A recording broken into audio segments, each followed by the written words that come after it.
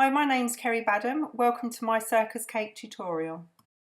I'm going to take you through making all the decorations one step at a time and then assembling this very colourful children's birthday cake. We're going to make a monkey with some bunting. I'm going to show you how to make the lion and the circus tent and the elephant and the decorations on the bottom tier. You need a 2-tier cake already covered in advance. The bottom tier is 7 inches wide by 5 inches tall, covered in blue fondant.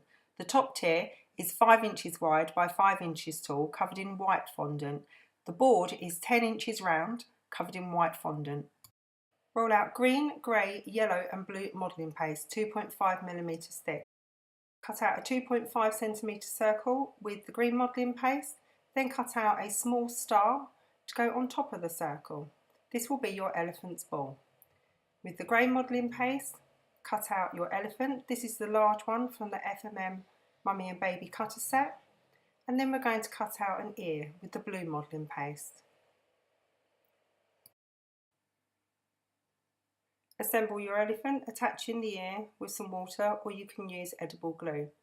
Attach the star to the green circle that we cut out earlier.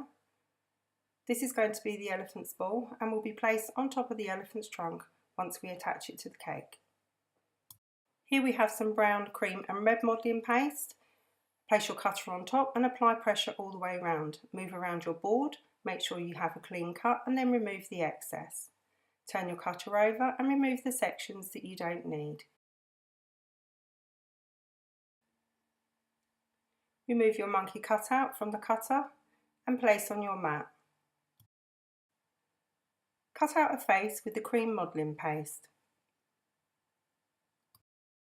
We're now going to make a tummy for our monkey. Using the FMM essential shapes, I'm using the 4th largest oval shape down. Pop it out the tappet and place it to one side. We're going to cut out 2 red bows, a large one and a small one, using the decorating strips from the FMM gift tag set. Cut out the red bow from the modelling paste. And we're going to just add a little bit of detail each side of the knot on the bow. Do exactly the same for the small bow. Place on your red modelling paste, remove it from the cutter, and then just do a small line each side of the bow. Assemble your monkey, attaching the tummy, the face, and the bows with water. You can use edible glue if you prefer. As you can see, I've also made the monkey a green and yellow ball. Our circus cake wouldn't be complete without a lion. Roll out orange, yellow and a slightly lighter yellow modelling paste. Cut out an orange 6cm round circle and place to one side. Using the FMM Mummy and Baby Hippo set, cut out a large hippo head and a large hippo body. Place these to one side. The paler shade of yellow is for 2 circles. Cut these out using the Essential Shapes Tappit. I've used the 3rd circle down. Use your ball tool to shape the ears. This will also make them a little wider and it will give them a nice rim round the edge. Attach the 2 circles we cut out onto the front of our lion's face. Place the orange circle on the mat in front of you. This is your lion's mane. Place the body on top. We want this to fit nicely together. Go over the top again with the cutter from the hippo's body. This now fits perfectly together. Find your centre of the mane and then using a modelling tool go all the way around, embossing lines.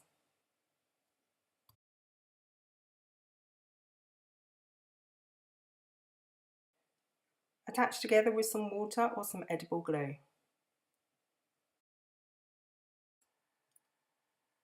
Attach the lion's head. Use the small end of your ball tool and just emboss some dots onto the lion's face. Going to make a little nose for our lion with some orange modelling paste. Attach that on the face with some water. Our lion needs a tail, so we're going to roll out a small sausage of modelling paste in yellow. That's just a little bit too long, so we're going to adjust the length of the tail. Use the modelling tool just to cut it off. I'm going to make a little end to our tail and just emboss some little detail on the end. Pop it in place. We want it to sit neatly up against the edge of our lion. So we're going to take a knife and we're just going to cut a slant in it. You can see a little bit thicker at the top, going down thinner at the bottom, so it sits nicely against our lion. We're also going to give our lion a bow. This time it's going to be a blue one. Here's the modelling paste rolled out. Cut out the large bow from the gift tag decorating strip, pop it through, and just as we did before, we're going to add some detail each side of the knot. And we're going to attach it just at the bottom of the lion's face with a little bit of water. The line is almost complete.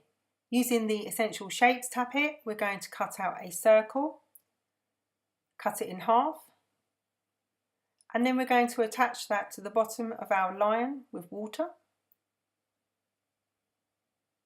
You can of course use edible glue, and then we're just going to use the flat edge of a tool to make some claw marks. Place the line to one side and allow it to dry. Pull out some yellow modelling paste. Using the Essential Shapes Tappit, cut out 28 circles. These are all for the bottom tier of your cake. Place them to one side. Roll out some red modelling paste and cut out 10 4cm squares.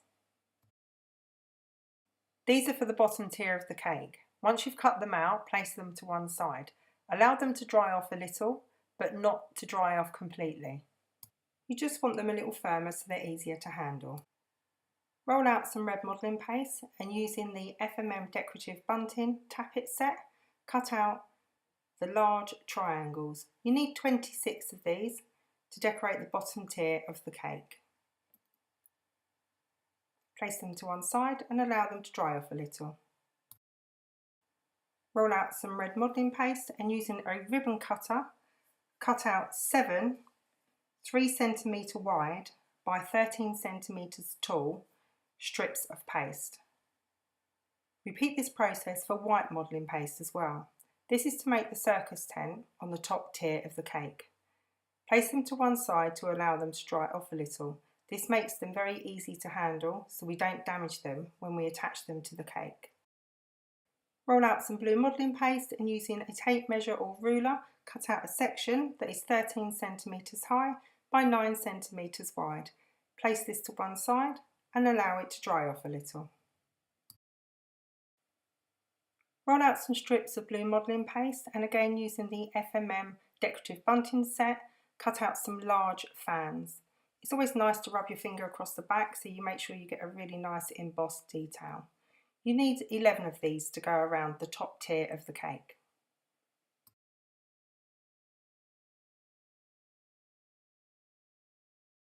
Roll out some yellow modelling paste and from the same cutter set, cut out 2 small tassels. Place these on your mat.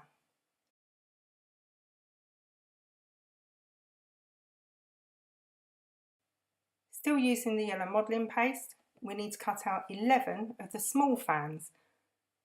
These will be placed on top of the blue ones to go around the top tier of your cake. Again, using the back of your finger just to rub the fans to make sure that you're picking up that really nice embossed pattern. Attach all the small yellow fans on top of the blue yellow fans with water. Place them to one side and allow them to dry off a little. These are for the top tier of the cake. Using 5 different shades of modelling paste, cut out some bunting. I've chosen to use the small ones and I've chosen to use 2 shapes. You can use whatever shapes you prefer. We also need an inscription for the cake. Mine's a birthday cake, so I've cut out Happy Birthday using the FMM Carnival Tappit set. We've almost finished making the decorations. Roll out some white modelling paste and cut out an 8cm round circle. Using a kitchen knife, cut your circle in half and then cut it into quarters.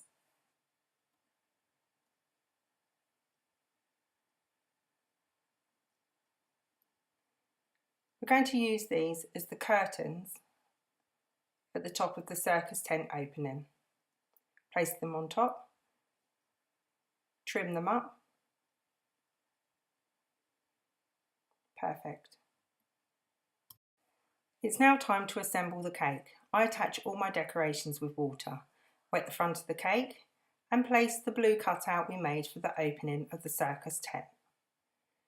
We're now going to attach the quarter of the circles we cut out to make the swags at the front of the tent.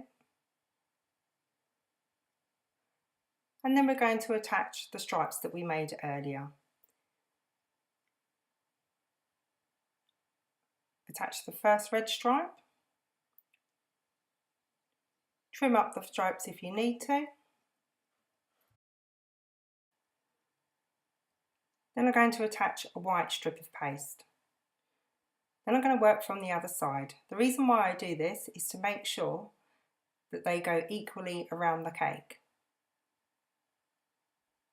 So I prefer to work from side to side, continuing all the way round.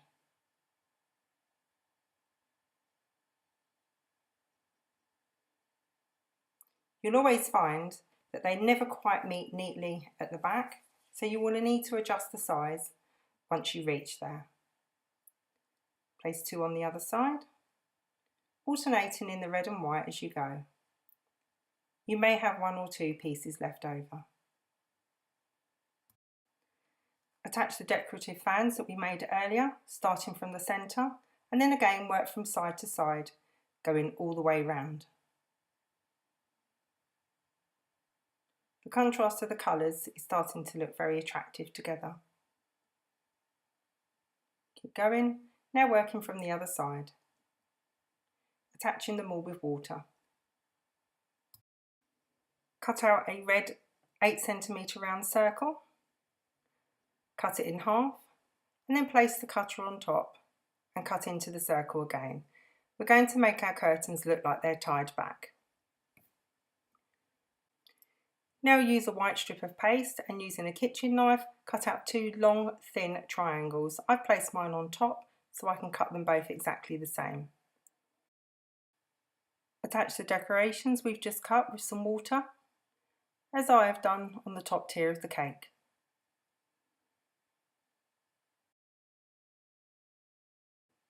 The curtains look like they're tied back.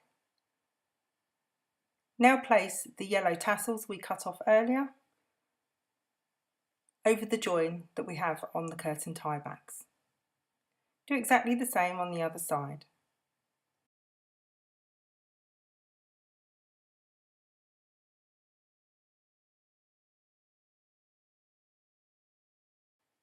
Now our line is completely dry, we can give him some eyes.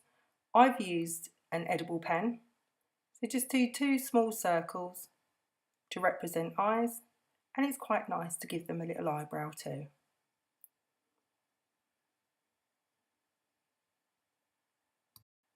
Attach the line to the front of your cake along with the towel on the blue section that we cut out earlier. Now we're starting to assemble the bottom tier. Attach the squares on the cake all the way round. Place the triangle bunting top and bottom, and then use the yellow circles that we cut out earlier to place in between, attaching them all with water. You want to do this all the way around the bottom tier of your cake. We now have all the shapes on the bottom tier of your cake. As you can see around the back of my cake, the shapes didn't quite fit exactly, but I've made this look nice and neat by attaching 2 pieces of bunting joined together. I've now attached the elephant to the bottom tier of the cake. I've also given him an eye and an eyebrow. We're now placing the happy birthday on the board. To ensure your inscription is nice and central to the cake, place the happy birthday on the board, and what you want to do is find the centre letter of your inscription. For example, there are 13 letters in happy birthday, so the centre letter would be the R. Place them on your board all the way round. Get them exactly where you want them.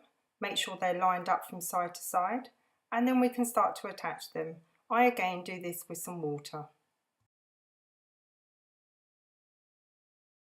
Roll out a small piece of blue modelling paste and using the 6cm round cutter with the scalloped edge this time, cut out a circle. We're going to attach this to the top of the cake with some water.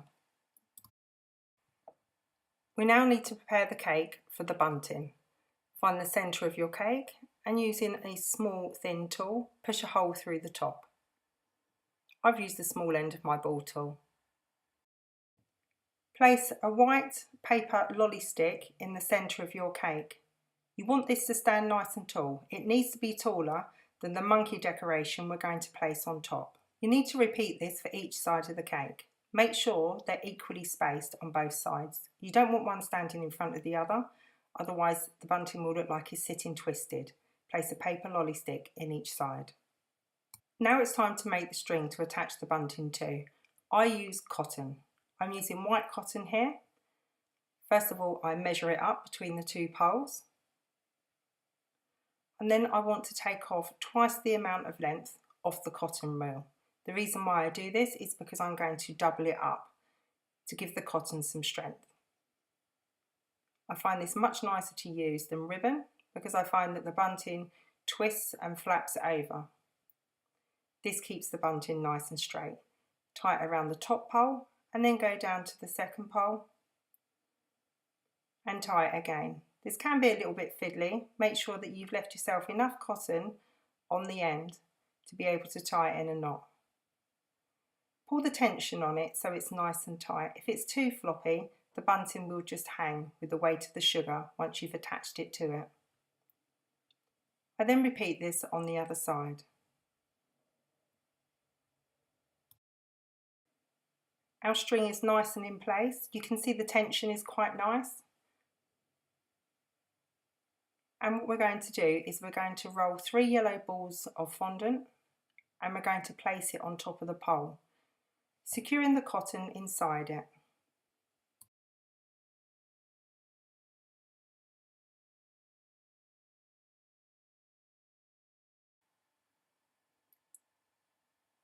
We're now ready to start attaching the bunting.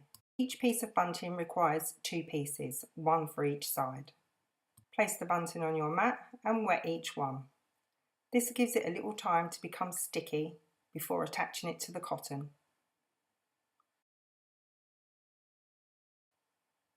You're now ready to start attaching the bunting to the cotton.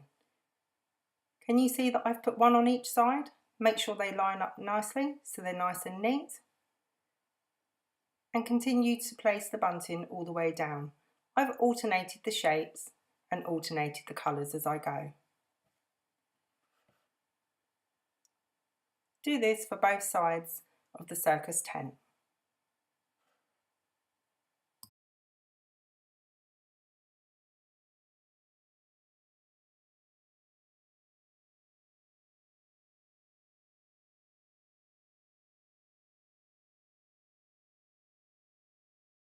Your cake is now almost complete. We're now going to attach the monkey.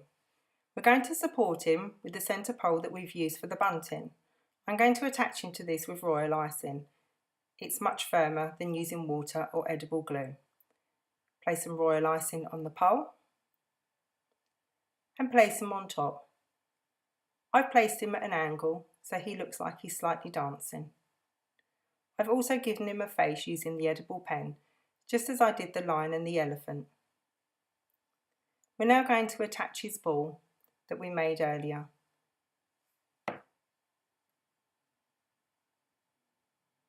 You can attach this with water or use the royal icing that we used earlier. These are the finishing touches. I'm going to add a little pink dust to make some cheeks on the monkey, on the lion and also on the elephant.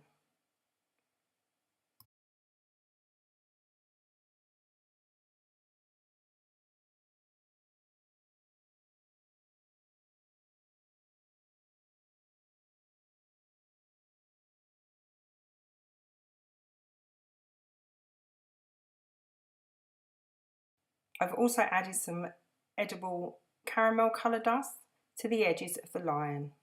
If you apply a little shading, this brings your character to life. It gives it depth and stops it from looking flat. Always apply this with a dry brush. The final touches is to add some white dots to the eyes. This looks like the light is reflecting off the characters that you've made. I use a rubber end brush and I use the Squire's Kitchen white paint. I'm going to do this for each of my characters. Thank you for watching my video. I do hope you've enjoyed this tutorial. If you have, please hit the like button. If you'd like to be kept up to date with future tutorials, please subscribe to my channel. Thank you for watching.